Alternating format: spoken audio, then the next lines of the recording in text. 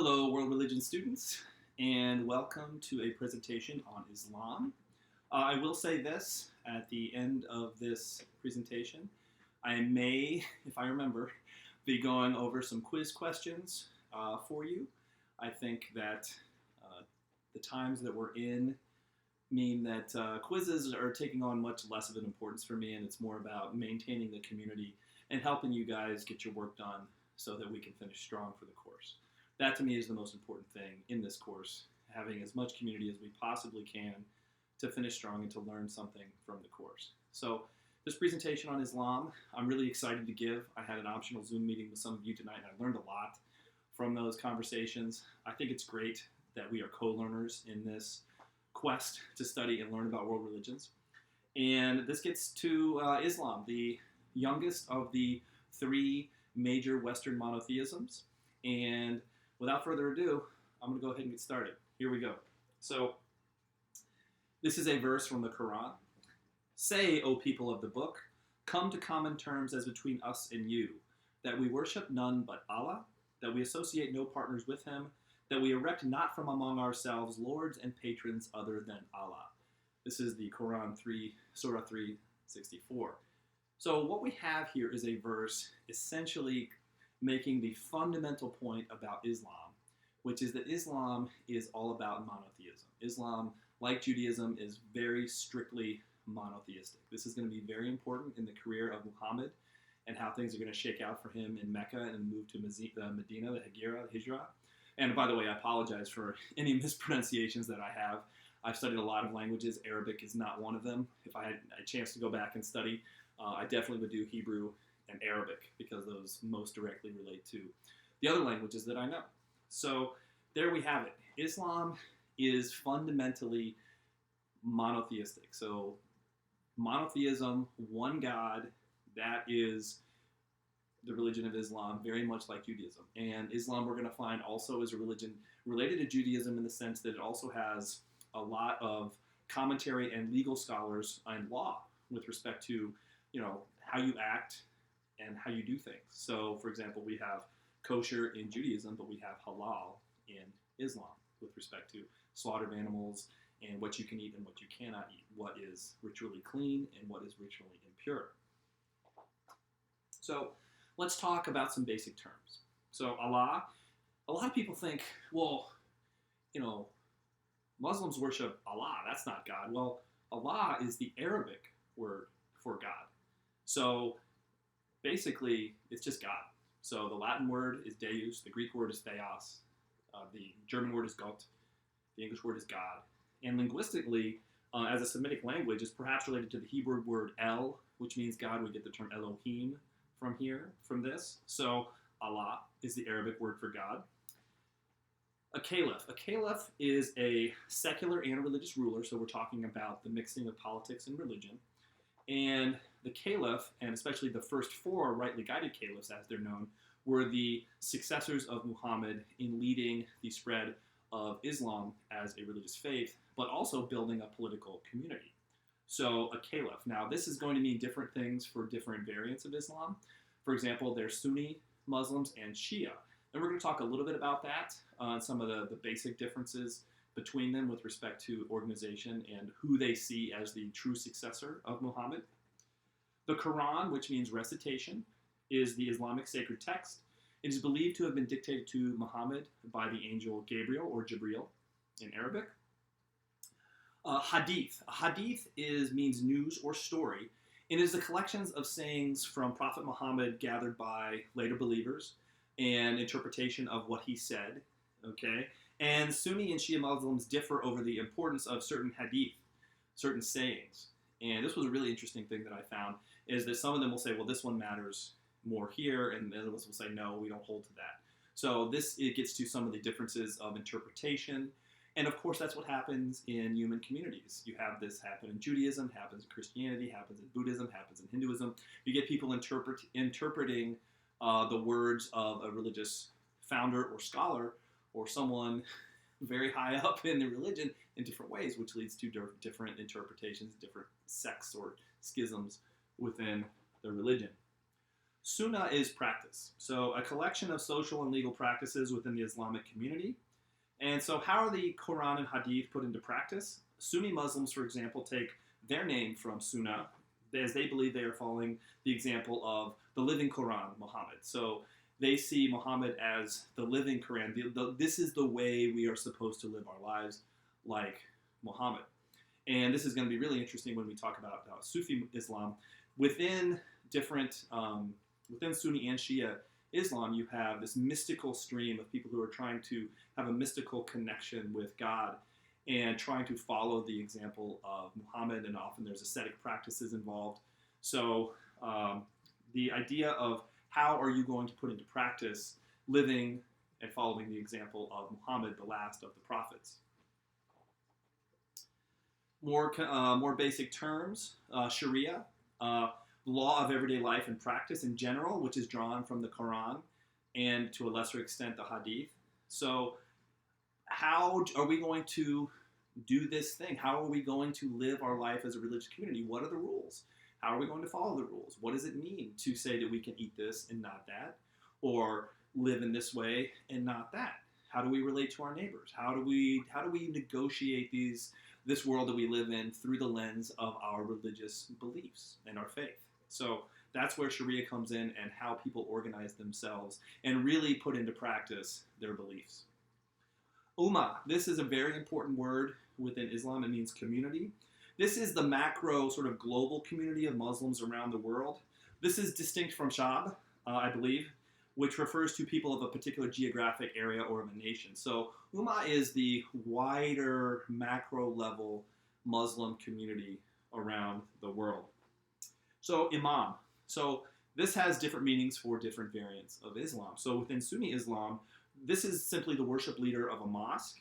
Within Shia Islam, Imams are leaders of the Ummah, the Islamic community, after the Prophet Muhammad. And they come from within the family. They are known as the people of the house of Muhammad. For example, these are his daughter Fatima, his son-in-law Ali, their children Hassan and Hussein, include those. And for Sunnis, the people of the house include more family members. So this is going to get to whether the leader of the religious community has to be by birthright connected in some way to Muhammad, the Quraysh clan that he comes from.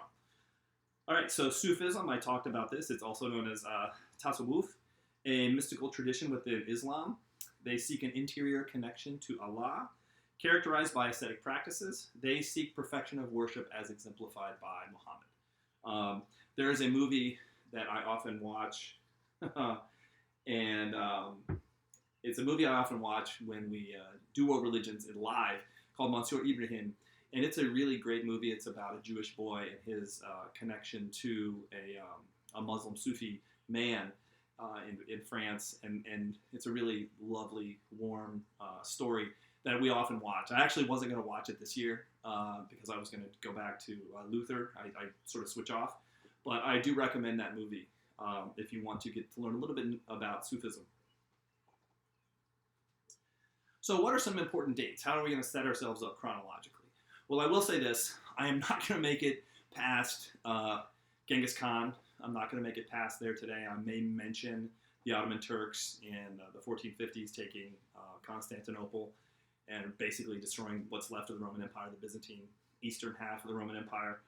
We're going to go mostly from 570 to about the Abbasid Caliphate, 1258, so right around Genghis Khan. So next week will actually be a shorter presentation on where Islam is today and some of the demographics and other questions about, what does it mean, hijab, what does that mean for men and women in Islam today? So that's next week. So today is going to be mostly historical, but especially the 5 pillars, the basic beliefs of Islam. So Muhammad lives from 570 to 632 CE. He begins receiving the revelation of the Quran in about 610 CE. He begins the Hijra migration from Mecca to Medina, in 622 CE. I didn't mention here on the notes, but 620, I believe, is the night flight, the famous night flight, where the angel Gabriel takes him to Jerusalem on a horse with the head of a human. We'll talk about that. Very important because the Dome of the Rock is on that location where Abraham supposedly was going to sacrifice Isaac. All right. The final text of the Quran is established in 650. So this is during the time of the rightly guided caliphs. The Umayyad Caliphate lasts from 661 to 750 CE. The Umayyad Caliphate, one I actually was learning today, I didn't know this before, I should have, but it looks like the Umayyad Caliphate had actually more land and had more of Spain than the Abbasid Caliphate, who really ceded control of that territory, which later became the Caliphate of Cordoba, ceded that to the Umayyads. Very interesting. The martyrdom of Hussein, the grandson of Muhammad at the Battle of Karbala in 1680, strengthened the party of those who saw Ali as the successor to Muhammad. This is a central moment in Shia Islam. Islam reaches its cultural peak during the Abbasid Caliphate, 750 to 1258. Okay, this is known as the Golden Age of Islam. The foundation of the House of Wisdom in Baghdad. I saw a lot of different dates here. I'm going to say 751, but I'm not sure if that's correct. I was looking at a lot of different dates about when, the high point of the House of Wisdom, and I really couldn't come up with anything. So if somebody knows more than I do about this, which there's a lot of people out there that do, please help me out. When exactly does the House of Wisdom become this draw of Christians, Jews, and Muslims across the world to come and want to study here? The life of Avicenna, an important philosopher, 980 to 1037. This is actually very important. He and another philosopher, Averroes, are incredibly important to the Christian West because people like Thomas Aquinas and others are drawing their knowledge of Aristotle from these Muslim interpreters. Very, very important. There's actually an entire movement associated with the House of Wisdom, literally called the Translation Movement. So a very, very important work educationally and philosophically going on during this golden age of Islam. Finally, the Turks take Constantinople and rename it Istanbul in 1453. The Turks are one of the sort of successful successor Muslim states to rise from the ashes of what happens when Genghis Khan and his later heirs sort of demolish the Middle East and Central Asia, the Muslim kingdoms there. And the last Muslim state, Granada, falls in 1492. So there's that, 1492, again, shows up in every single one of the Western religions that we study. All right, so what does the Arabian Peninsula look like in Muhammad's time? What is the context? So there's various polytheistic tribal groups. There's some Jewish groups. There's Christian groups, usually smaller splinter sects. Although it was first thought to have been built by Abraham and Ishmael, traditionally, the Kaaba, it looks like from my reading and from my research that it was actually a shrine that had been used to worship different idols over different periods of time by different peoples. And it looks like Muhammad had all of that destroyed in 630 when he returned to Mecca, which is where the Kaaba is. And it may have been, for him, during that time, the shrine to the high god. And of course, we're looking at henotheism here, but of course, Muhammad gets rid of the idea of henotheism, pure monotheism, to God. Okay, so before Muhammad, it might have been to Allah as a high god, but with Muhammad and Islam, it becomes dedicated to Allah. For example, around this time in 651, the Persian Empire, the Neo-Persian Empire, also known as the Sassanid dynasty, collapses with the spread of Islam during this time period in the early Islam. So there's a lot going on in the early 7th century of the Common Era with the spread of Islam. So Muhammad is raised in a place where basically you have competing tribal groups. It's mostly tribal groups, clans, and tribes within those clans. All right, so one thing I did want to mention is what are some connections to Judaism and Christianity? So I did mention that there were some Christian splinter sects, but also Jews living in Arabia at this time. So what are some connections here? Well, Ishmael, not Isaac, is the chosen heir of Abraham in Islam. So this is really interesting because in the Jewish Torah, and we see in Genesis, you have Abraham, and with his wife Sarah, they have Isaac. And then Isaac becomes the father of Jacob, who is known as Israel, who is the father of the 12 tribes. So you get that genealogy from Abraham to Isaac to Jacob. Here it's Abraham to Ishmael through his mother Hagar. And so Ishmael is the chosen heir of Abraham. It's really interesting, this connection, and how Islam takes this Abraham son thing in a completely different direction. This also shows the influence of Judaism and perhaps Christianity on the world in which Muhammad is growing up. So he's clearly aware of these traditions around him. There's a story about Abraham being told to sacrifice his son, and this is similar to the story of the sacrifice of Isaac within Judaism. And Ishmael is often regarded as the model of obedience and hospitality within Islam. And although traditions differ about this, I was doing a lot of reading about this, Muslims believe that Abraham and Ishmael built the Kaaba to worship Allah, the one God. And it also is seen as the place where God originally created Adam and Hawa, or Eve. So I don't know exactly how to pronounce that, but Adam and Hawa are created there on that spot. Very, very interesting. So the Kaaba is the holiest place within Islam. Not only the creation, okay, but also, this is where Allah is first worshipped as the one God. All right, so what is the connection to Christianity? I found this really interesting. I've known some of this before, but one of the things that I did a little extra research on is how is Jesus viewed in Islam, and what is accepted and what is not accepted. And I found this really interesting. His name is Isa ibn Maryam, Jesus the son of Mary, and he is the second to last or penultimate prophet or messenger of Allah. He was sent to give the Jews a new revelation, and as in the New Testament, Isa is born of a virgin, he performs miracles, and has disciples. There's even a tradition about how he'll come in the end times to help defeat some sort of, almost like an end time situation. He's going to come back and fight and lead an army. I may be getting that wrong, but I was really excited to read that. I thought that was really interesting. In the Quran, he is not, however, the Son of God. Okay, so there is no Son of God. And the Quran also denies that he is crucified, and it is said that there was a replacement put in and he was saved and actually taken to heaven during this time. And notably, I found this really interesting. He is the most mentioned person in the Quran, and Muslims believe that Jesus prophesied the coming of Muhammad. So Jesus actually is a really important prophet within Islam and has a lot of roles within the Islamic traditions. I found that really interesting. It's something that I would love to explore further with some more research. But I encourage you to look into the role of Jesus within Islam, because it turns out he is one of the most mentioned people in the Quran. I thought that was a really interesting bit of research there. So let's talk about Muhammad. He lived from 570 to 632. He was born in Mecca. He is known as the final prophet within Islam. He was sent to preach and teach what all the previous prophets, Adam, Abraham, Moses, Jesus, had taught, that there is one God, Allah. He united Arabia under the religion of Islam. And by the way, I should have mentioned it, Islam basically means submission. So submitting to Allah. This really reminds me a lot of Judaism, because obedience is one of the central themes within Islam. Obedience to the laws of God. This is really, really important within Judaism and within Islam. Islam means submission in Arabic.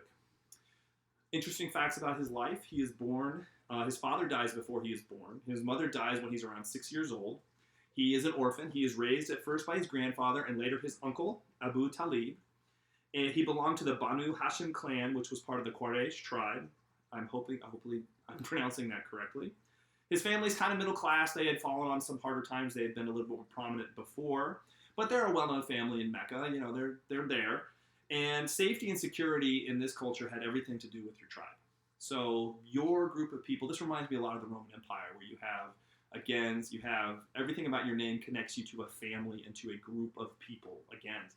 So you got a similar thing here in Arabia at the time of Muhammad with these tribal clans and tribes. And so Muhammad, we don't know much more about some of his early life. I was reading about this, but at the age of 40, he reports receiving visions from the angel Gabriel or Jibril in a mountain cave called Hira, and he had been there and he liked to pray there. That was one of his favorite spots to go. In 610, he begins preaching these revelations to his family and the people around him. And most notably, the most important thing, of course, is that there is one God and he is the final prophet. Okay? According to tradition, his wife Khadijah was the first to believe that he was the prophet. And notably, he sends some of his followers, early followers, to Ethiopia because he's not being well received in Mecca. And they live under the rule of a Christian king, in fact. This is something I want to explore more. It is actually the oldest in Ethiopia. This is the oldest Muslim community in the world. Really, really interesting note. Something I learned today. So we get to the night flight and the Dome of the Rock. which was built upon it. So after the deaths of his uncle and his first wife in 1619, Muhammad experienced the night flight. And Gabriel, took Muhammad on a horse with a human head from Mecca to Jerusalem. There he descended to heaven from the rock on which Jews believed Abraham was to sacrifice Isaac, and it is now the site of the Dome of the Rock. So this is a really important holy place in Islam.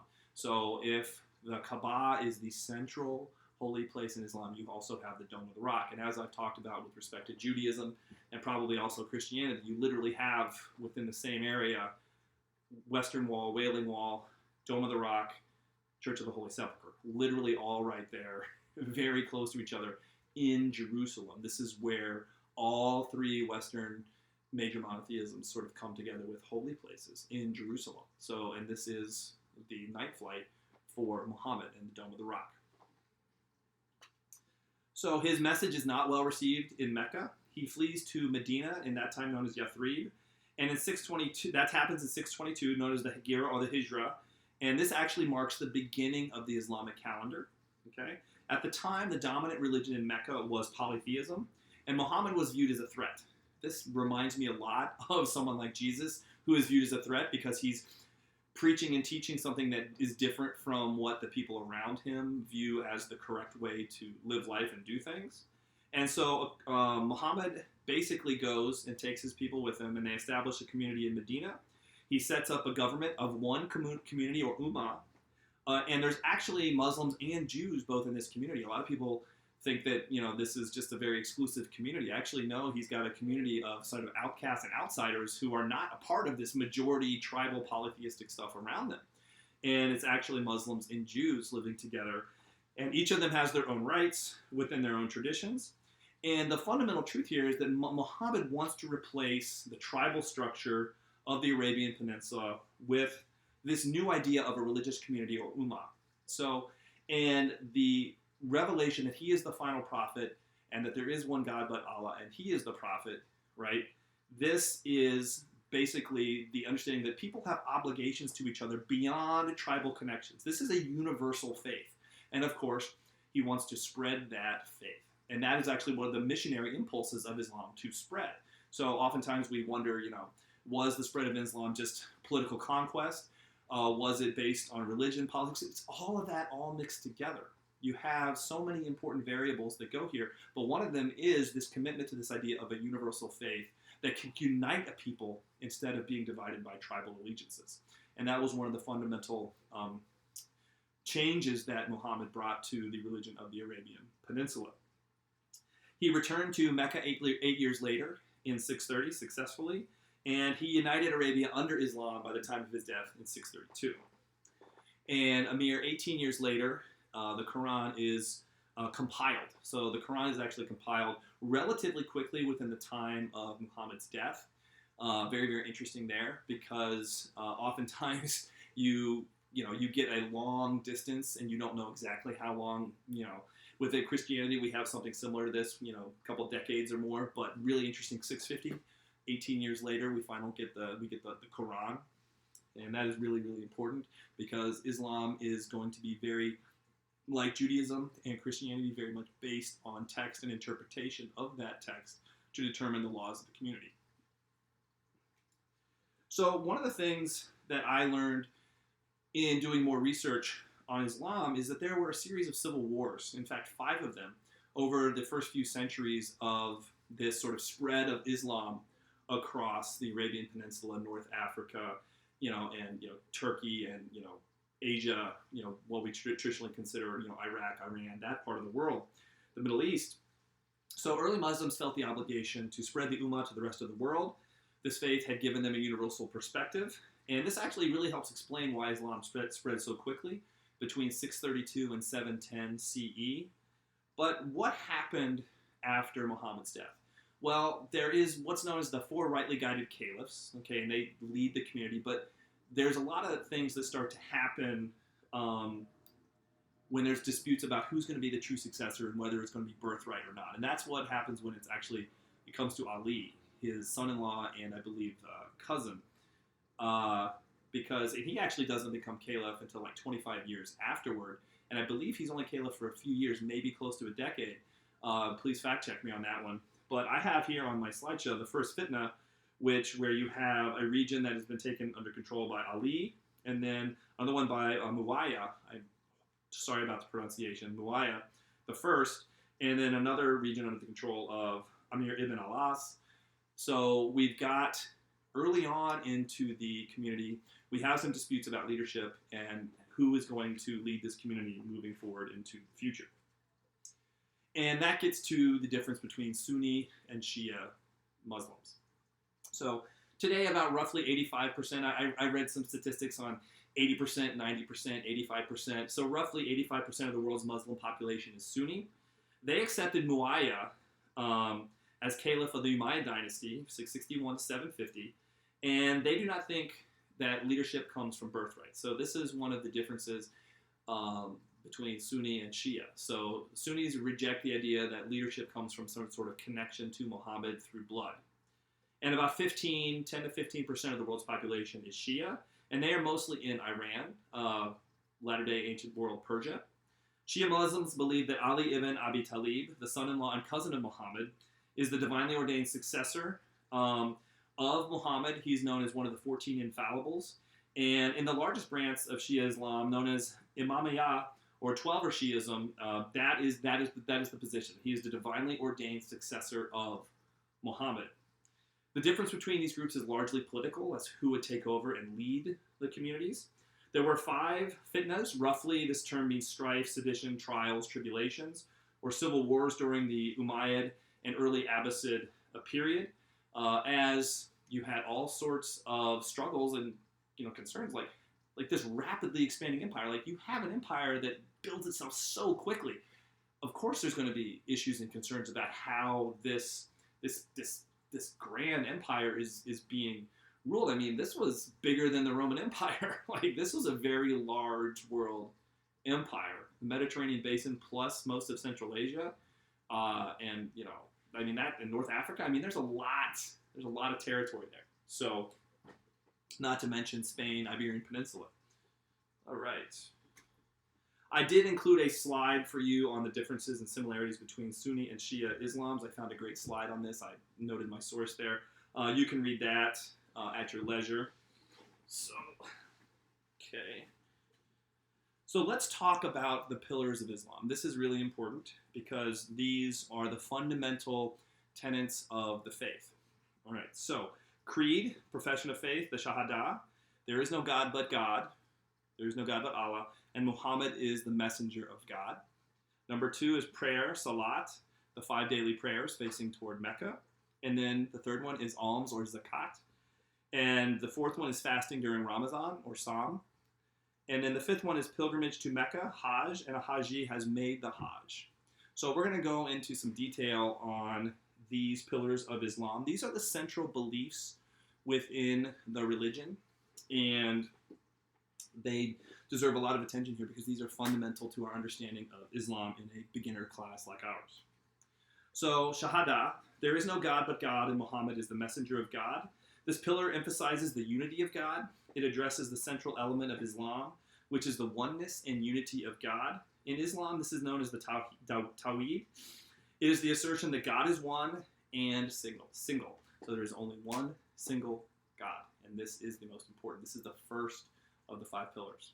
This is the fundamental monotheistic assertion right here.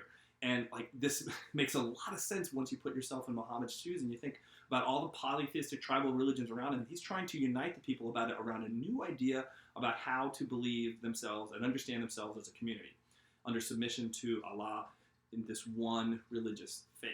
So very important, the Shahada here as the first pillar of Islam. There is no Islam without this. I mean, this is like Judaism without the 10 Commandments. Like, you have to have this central element. Salat means to pray or to bless. It also is known as namaz. It's a ritual prayer within Islam that is performed 5 times a day facing toward the Kaaba in Mecca. In order to perform salat, one must be ritually pure. With certain exceptions, this means performing a ritual washing beforehand, and this puts one in a state of purity. I was reading about some different ways to put yourself in ritual purity. There is a partial ablution, called wudu and a full ablution called ghusl. And it just has to do with the lengths you go to make sure you are pure and what puts you in a state of ritual purity and what actually can put you out of a state of ritual purity. So that was really interesting reading about that. I'd love to do some more research on that in the future, but there actually is two different terms with, how you can make yourself ritually pure before God to perform salat. Zakat. Zakat is the third pillar, and that which purifies is the meaning. It's a tithe or an almsgiving that Muslims are obligated to give to the community. For Muslims who meet a minimum wealth requirement, it is based on the value of their worldly possessions, so it's like a percentage or such. Zakat goes to the poor and needy within the ummah, or the community, the Muslim community. And I found it really interesting today. Some countries make zakat voluntary, while for others, it's like a tax. It's collected by the state. It's almost like the Social Security. I was talking to one of the students today about this. It's like, yeah, it comes out of your paycheck or whatever. It's like, this is just a part of what the community does. So it's collected by the state in places like Libya, Malaysia, Pakistan, Saudi Arabia, Sudan, and Yemen. So zakat is either voluntary or like a state tax. And it's all about providing for the poor and the needy within the community. I find that really interesting. Of course, that connects to the concept of tithing within Christianity. Of course, the offering plate gets passed around, and they have a church drive, and people talk about what they're going to give to the church. And then, of course, the church creates their budget on the basis of what people are going to do for their annual tithing. Very similar here with zakat, with the alms supposed to be going to the poor and the needy within the community. Sawm. Muslims fast during Ramadan. We are actually in Ramadan right now. The 9th month in the Islamic calendar. Fasting involves abstaining from food, drink, smoking, sexual activity. It takes place between dawn and dusk during Ramadan. It ends for the day with the evening call to prayer. Prepubescent children do not fast during Ramadan. You are allowed not to fast if your health is going to be endangered, and this includes the sick, the very elderly and old, pregnant women, menstruating women, women who are nursing babies. And there's a lot of different opinions by scholars on how to make up days of fasting for those who have broken the fast on a certain day, or for those who are not permitted to fast during Ramadan. So there are different legal opinions on, for example, if a woman, is had a baby or something, like how is she going to make up those days of Ramadan in her worship later, afterward, or in the next year or something. So I read some really interesting commentary on that. It really just goes to reinforce that Islam, like Judaism, there is a lot of legal traditions around this, a lot of commentary, a lot of people, a lot of rules about what you can do as a part of the community and what you cannot, and identity. This is all about who you are as a community. I found that really interesting. The Hajj. Hajj means to attend a journey. It's the pilgrimage to the Kaaba or Cube in Mecca that all Muslims are expected to make at least once in their lives. Mecca is the holiest city for Muslims, and the Kaaba is in the center of the great mosque in Mecca. Okay, so this is the center, the geographical center for the religion. This is, everybody faces, daily prayer faces towards Mecca. Geographically, you face towards Mecca. Over the course of 5 days, each pilgrim performs a series of rituals, including walking counterclockwise 7 times around the Kaaba, 3 times quickly at the edge of the crowd, followed by 4 times more slowly. This emulates Muhammad, who, according to tradition, rode around the Kaaba 7 times on his camel. You take 7 ritual walks, or sa'i, between the hills of Safa and Marwa. There is drinking from the Zamzam well, then going to the plains of Mount Arafat, spending a night in the plains of Muzdalifah, and there you collect pebbles for one of the final steps, the symbolic stoning of the devil. And so there is and I'm not including everything that's part of this Hajj, but this is a very important spiritual, physical journey for Muslims that they are supposed to take once in their life if they have the means to provide to do that. So the Hajj, as the final pillar, is very, very important within Islam. So I found this really fascinating as I did more research on it. And I think it's really interesting. I've also, it was really interesting to me to learn more about the Hajj. The Hajj is more than just walking around the Kaaba. There's way more to it than that. As I was learning about this, I sort of likened it to how Christians go through Lent and the Stations of the Cross, the Passion narratives, like these different things that happen like these things that need to take place in order to connect and reenact, in a sense, replay the events in the life of Christ and his crucifixion. And in the case here, where did Muhammad give his final directions to his people? There's all sorts of stuff going on here. So I found that really interesting. Got some pictures here. And so traditionally, Abraham and Ishmael built the Kaaba where God created Adam and Hawa. It was believed to be, there was believed to be a black stone, perhaps a meteorite, given by Gabriel there, and it's set in, like, I think the eastern corner, one of the corners there. And of course, walking around the Kaaba is part of the 5 pillars of Islam. So let's talk a little bit about the Quran.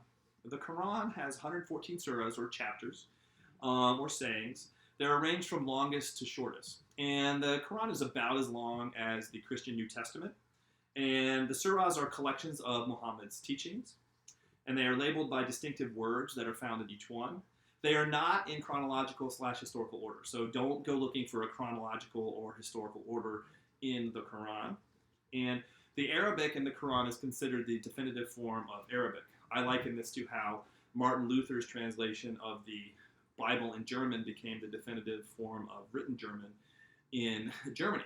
So you've got a religious text that becomes the foundational, I guess you could call a dialect variant of the language that becomes the standard around which all other variants of the language are judged. So the Arabic of the Quran is the definitive form of Arabic as we know it today. And I have an interesting page there from an 11th century Quran, either from Persia or Iraq. So one thing I do have to mention, we may talk about this a little bit next week, but images in Islam. Muslim artists are forbidden from depicting Muhammad as well as the prophets. Islamic art typically does not depict humans and animals either. Artists within Islam concentrate on decorative designs and writings, especially in the Quran. You'll see that on the page of the Quran that I have there from the 11th century. So you have artistic traditions that are formed around the religious guidelines given by the community. So to draw or express Muhammad in art it's taboo in Islam. It's not something you're supposed to do. And of course, there's been a lot of debates and problems and controversies around different depictions of Muhammad in the press in the Western world over the last 10 to 15 years. And that's a very interesting thing to talk about that I may want to talk to the students about at some point. So the rest of this presentation, I don't have a whole lot left to talk about. I will say this, that the Umayyad Caliphate really did expand the boundaries of Islam during after Muawiyah I and moving forward there. And when I'm looking at the map here, I see under the first 4 caliphs, Islam is really confined to the Saudi Peninsula, but it spreads to parts of North Africa and into Persia under the first 4 caliphs. But the Umayyad Caliphate takes it even further into other parts of Central Asia and other parts of North Africa and Spain, the Iberian Peninsula there. So Islam really spreads quickly during this time period. Let me give you a little bit of perspective on how quickly Islam spread. I was watching an interesting video that really put this in perspective for me. So in 610, there are 2 main powers in the Mediterranean basin, that part of the world, the Middle East. There's the Byzantine Empire, otherwise known as the Eastern Roman Empire, still there, all right, and the Persian Empire, the Neo-Persian Empire, the Sassanid Neo-Persian Empire. 100 years later, in 710, the Persian Empire was gone. The Byzantine Empire had lost roughly half its territory to the spread of the Umayyad Caliphate. The Umayyad Caliphate ruled from Damascus in Syria, from a part that runs like south of France and the Iberian Peninsula, all the way to India. That's how much they spread within about 80 years. How much, the caliphs had taken and spread their religion across that part of the globe. It made its way as far as the north of France. The Battle of Tours, or the Battle of Poitiers, as it is known, also known in Arabic as the Battle of the Highway of the Martyrs, takes place in 732. There, Charles Martel of the Franks goes against Abdul Rahman al-Ghafiqi, the governor of the Iberian Peninsula, known as Al-Andalus. in Arabic, and that is modern-day Spain and Portugal. So that was the northernmost extent of Islam. In 732, made it to that far north into France before being repelled. Some people think that it actually wasn't really a major battle. It was probably just a party looking for resources, and they were so far away from their supply lines they decided it wasn't worth it, and they went back.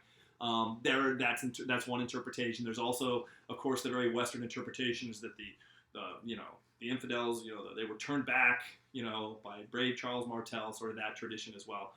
The truth is probably closer to somewhere in the middle. Who knows? Whether this was seen as some grand sort of, Christian versus Muslim thing. I don't think it was.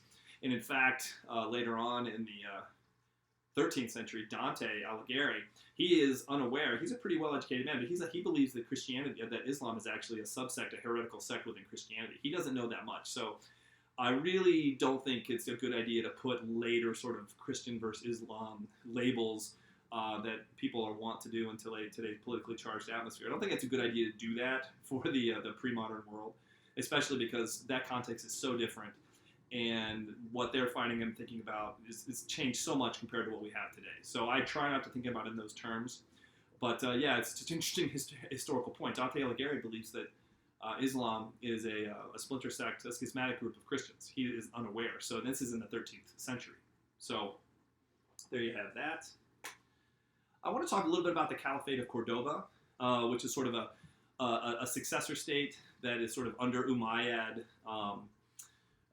I guess you could say under control, but they're sort of doing their own thing. This is sort of a high point of cultural Islam in Europe, where you have Jews and Christians and Muslims, mostly Jews and Muslims, in fact, living in harmony in Spain during this time period. The Caliphate of Cordoba was known for its prosperity. It's a cultural high watermark of the early Middle Ages, and the University at Cordoba there was actually one of the best in the world. So it was probably the best in the world at the time. So you have all sorts of beautiful architecture, very famous in the West for mosques and synagogues from this time period. So it's a really, really interesting historical time period because as someone who studies that part of the world, and I study particularly from the Christian history of Christianity, like that part of Spain was like most of the Western world during that time period. Yeah, sure, you had the Carolingian Renaissance, but man, you had some really awesome stuff going on there in the Caliphate of Cordoba at that time. So I thought I would bring that up. The Abbasid Caliphate, of course, lasts from 750 to 1258 CE. One of the last of the fitnas, the fifth fitna, I believe, was an Abbasid civil war to see who would take control among the Abbasids themselves. I believe that was in 900 sometime, in the 900s, if I remember correctly. So looks like they don't have as much territory as the Umayyad, but this is a cultural high watermark for science and learning and mathematics during the Islamic Golden Age. And so this is where you have North Africa, the Saudi Peninsula, Persia, all of these places. You have a Muslim culture of learning and scholarship, and you have, of course, let me get to it, the House of Wisdom. So I was talking about this. I'm not sure when the House of Wisdom first got its start, but numerous scholars studied there and other libraries between the 8th and 13th centuries. These included Al-Jahiz, Al-Kindi, and Al-Ghazali. Muslims, Jews, and Christians studied in the House of Wisdom, and one of the best of the ancient and medieval libraries. So this could put the Library of Alexandria to the test. This was a place where people would come together and translate and work and read and study countless Greek, Latin, and Persian manuscripts, translated them into Arabic, and thus preserved them. And this was known as the translation movement. This translation movement probably changed the world way more than we know, because so many texts that eventually make their way to the West and to other parts of the Abbasid Caliphate, the empire, the influence of this intellectual tradition through this translation movement is immense. And I'm only talking about Aristotle, right? And like that's just one. So there you have it.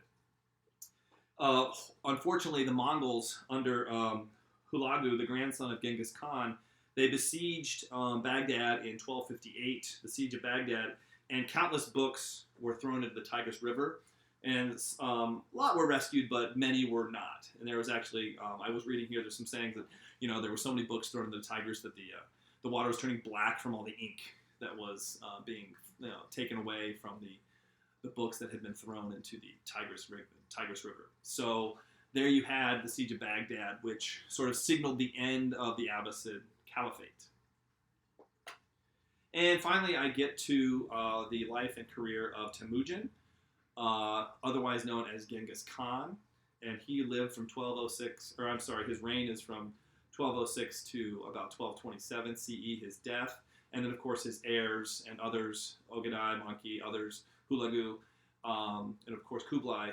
These heirs of his take their Tengris religion and spread it, but they also kind of support some religions over others. For example, Hulagu, I was reading about him, he actually, one of his wives was Christian, I believe, and he actually supported Christianity and did not support Islam in his conquests. So really, really interesting, this story of Genghis Khan. This really changed the map because Central Asia pretty much went down. The Khwarezmian Empire went down. They went down into China and, of course, established their own dynasty for a while there. Basically, what you have after Genghis Khan and his heirs go through is you have some states that are left behind to rebuild Islam and their communities moving forward into the 13th, 14th, and 15th centuries. One of the most successful of these is the Ottoman Turks, of course, who take Constantinople and rename it Istanbul in 1453. This means the end of the Byzantine Empire, thus bringing to an end the old Roman Empire, all the way back from like 753 BCE. Now the eastern half is done too.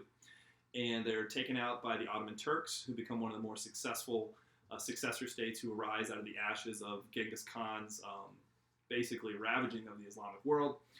And the Ottoman Turks actually, one of my students tonight, one of the students talked about how they too continued models of education that were really suited to a life of scholarship and culture.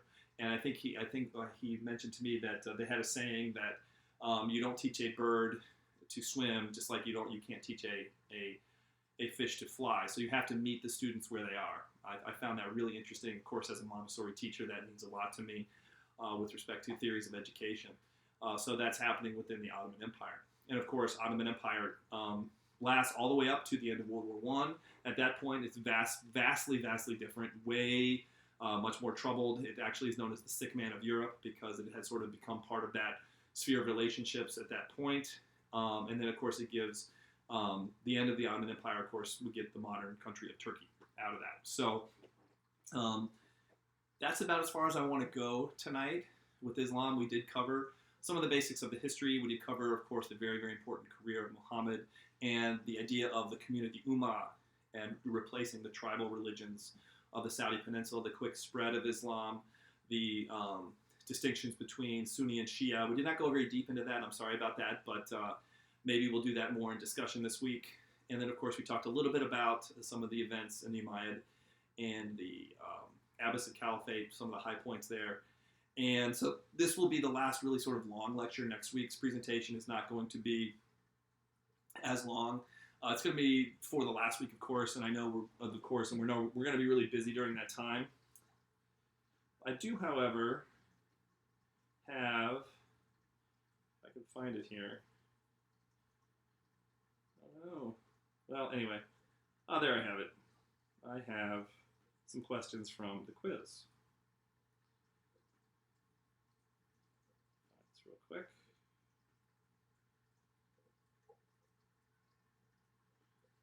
All right, so Islam is the youngest of the world's major monotheistic religions. It was founded by Muhammad. And according to the blank, which means reading or recitation, humans are the creation of Allah and must be obedient to Him. That, of course, is the Quran. And which of these is among the 5 pillars? You guys should know that. There, you got to circle 2 of those that are among the 5 pillars. And I have a question on Islamic taboos. So I didn't really talk about halal, but just make sure you review that because there will be a question on the quiz about that. So please review that for the quiz on Islam. So there you have it. thank you all for listening. I hope this helps as we move forward in this age of social isolation, trying some hybrid models here to help teach you guys. So I say good night and see you next week.